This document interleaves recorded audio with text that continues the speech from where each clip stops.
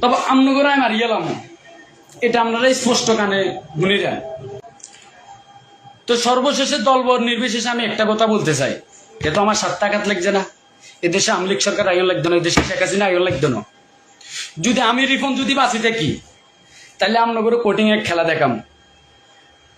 মানে এটা ভয়ানক, আপনাকে জীবনে ভয়ানক করবো। আর মারছেন তো, ধরছেন তো, ধরতে না রান্ন রালিং অবস্থা। যাও আল্লাহর অশেষ রহমত ছিল, হ্যাঁ আমাকে ধরতে পারেন নাই আপনারা, ঠিক আছে। তবে আমনগরায় মারি গেলাম, এটা আপনারা স্পষ্ট কানে শুনে যান। ফয়জনে কোম্পানিগঞ্জ থানা যায় জানাই রাখেন, আরিফিনে যদি বাঁচি দেখি তোকে এক মাইগের আরো ছাড় হইতো না, এক মাইগের উত্তরও ছাড় হইতো না। এটা স্পষ্ট আমার কথা।